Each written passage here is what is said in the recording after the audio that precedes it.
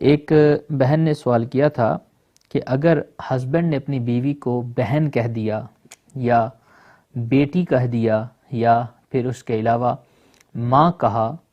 تو اس صورت میں نکاح پر کیا اثر پڑتا ہے؟ تو یاد رکھیے، اپنی بیوی کو ماں، بہن یا بیٹی کہنے کی اجازت نہیں ہے، یہ ناجائز ہے،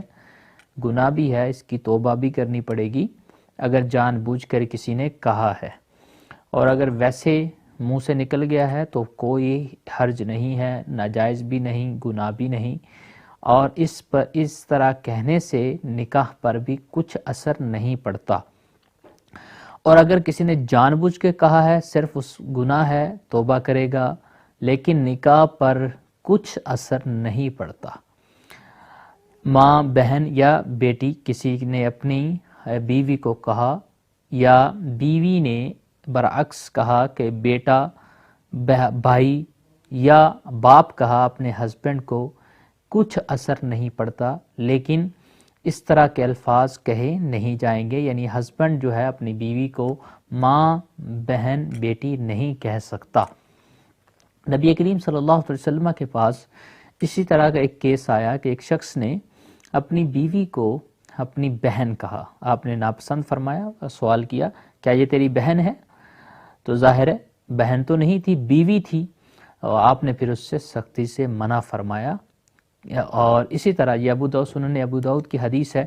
اسی طرح سیدی اعلیٰ حضرت رحمۃ اللہ تعالی علیہ نے فتاوی رضویہ شریف کے اندر ایک سوال کا جواب دیتے ہوئے ارشاد فرمایا کہ ہسبینڈ کا اپنی بیوی کو ماں، بہن یا بیٹی کہنا یہ سخت ناجائز ہے، لیکن اس کے کہنے سے نکاح پر کچھ اثر نہیں پڑتا۔ وہ کون سے الفاظ ہیں کہ وہ کہنے سے نکاح پر اثر پڑے گا؟ وہ الفاظ تشبیہ ہیں۔ مثلا کسی کو کہا تو میری بہن کی طرح ہے، تو یہ اب مسئلہ بدل گیا۔ پہلے کہا تھا تو میری بہن ہے، ماں ہے، بیٹی ہے، لیکن اب اس نے تشبیہ دی کہ تو میری بہن کی طرح ہے یا میری ماں کی طرح ہے یا میری بیٹی کی طرح ہے، یعنی الفاظ تشبیہ استعمال کیا اردو میں۔ یو آر لائک مائی مم، like my daughter, like my sister. Husband نے کہا بیوی کو، تو ایسی صورت کے اندر اگر اس کی نیت زہار کی ہے تو زہار ہو جائے گا، اور اگر اس کی نیت اس سے طلاق کی ہے تو طلاق بائنہ پڑے گی، طلاق بائنہ ہو جائے گی،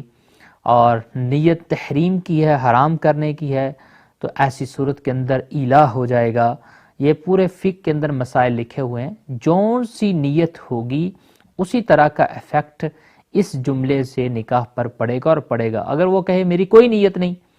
یہ جملہ میں نے ویسے ہی کہہ دیا ہے، میری کوئی نیت نہیں ہے،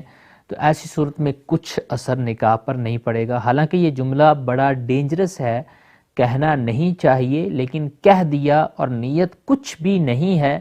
نکاح تو نہیں ٹوٹے گا۔ اگر وہ کہے میں نے تو رسپیکٹ کی نیت سے کہا ہے جملہ،